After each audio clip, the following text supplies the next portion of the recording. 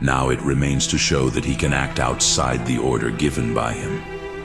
For there is an order divinely instituted in things, so that the lower things are moved by God, as was said above. But God can do things outside of this order, namely that he himself may work some effect in the lower ones without having anything to do with this agent acting on the superior. For in this the agent acting according to the necessity of nature differs from the agent according to the will, because from the agent acting according to the necessity of nature, the effect cannot follow except according to the mode of active power, proportionate, in which, however, a smaller virtue is sometimes found than in the cause, and thus, through many means, at last some small effect proceeds from the supreme cause. But it is not so in the agent through the will. For the agent through his will can immediately, without any means, produce any effect which does not exceed his power. For the most perfect craftsman can do such work as the imperfect craftsman does. But God works by will, and not by the necessity of nature, as was shown above.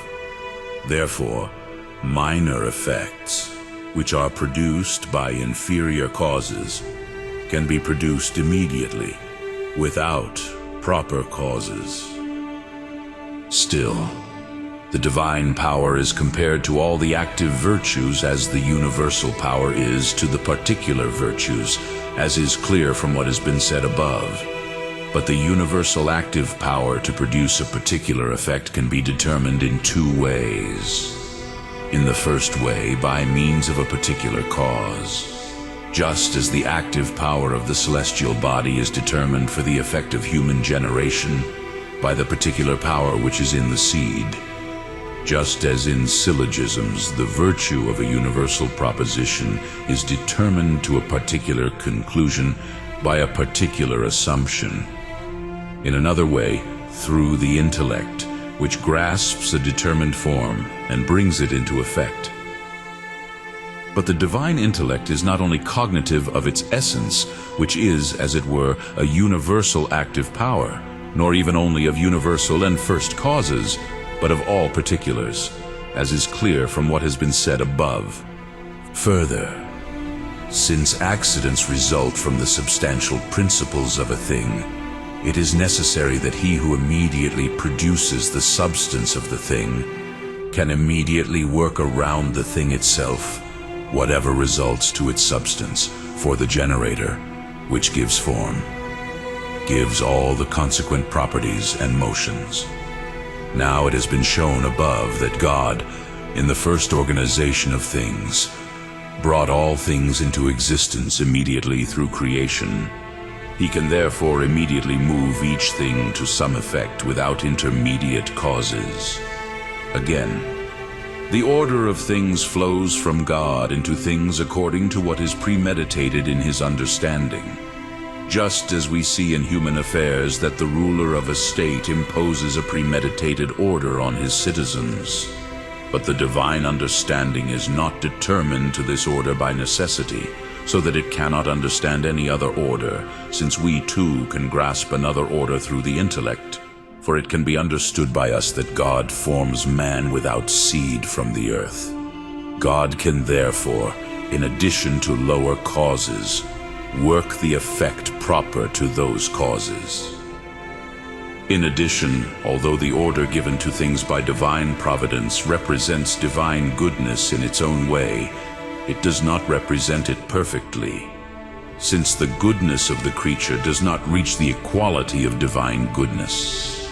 Now that which is not perfectly represented by any model may again be represented in another way besides this. Now the representation of divine goodness in things is the end of the production of things by God, as was shown above. Therefore, the divine will is not determined to this order of causes and effects, so that it cannot will to produce any effect in inferiors directly without other causes. Still, the whole creature is more subject to God than the human body is subject to his soul. For the soul is proportioned to the body as its form, but God exceeds all proportion of the creature. And from the fact that the soul imagines something and is strongly affected by it, there sometimes follows a change in the body to health or sickness, without the action of the bodily principles, which are born in the body to cause sickness or health. Much more, therefore, from the divine will can one follow an effect in creatures without the causes which were born, according to nature, to produce that effect. In addition, according to the order of nature, the active virtues of the elements are arranged under the active virtues of the heavenly bodies.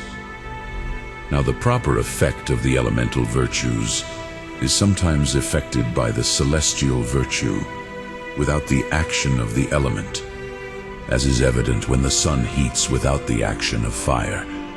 Much more, therefore, and the divine power, apart from the action of created causes, can produce their own effects. But if someone says that since God has given this order to things, it cannot exist without a change in it, so that, apart from the order established by Him, it works in things without producing effects of its own, it can be rejected from the very nature of things. For the order given to things by God is according to what happens frequently in things, but not everywhere according to what is always. For many natural causes produce their effects in the same way as frequently, but not as always. For sometimes, though, as in a few cases, it happens otherwise, either because of the lack of power of the agent, or because of the indisposition of matter, or because of some stronger agent, as nature generates in man the sixth finger. But it is not because of this that the order of providence fails or is changed. Sometimes it fails. It is subject to divine providence. If therefore by some created power it is possible for the natural order to be changed from that which is frequent to that which is rare, without a change in divine providence, much more, the divine power can sometimes do something without prejudice to its own providence, apart from the order given to natural things by God. For this very thing He sometimes does as a manifestation of His power. For in no other way can it be better manifested that the whole of the divine nature is subject to the divine will, than from the fact that sometimes He Himself works something outside the order of nature. For from this it appears that the order of things proceeded from Him, not by the necessity of nature, but by free will. Nor should this reasoning be regarded as frivolous, that God does something in nature in order to manifest Himself to the minds of men, since it has been shown above that all corporeal creatures are ordered to the intellectual nature in a certain way as to an end. But the end of the intellectual nature itself is divine knowledge, as was shown above. It is not surprising, then, if, in order to give knowledge of God to the intellectual nature, some change takes place in the corporeal substance.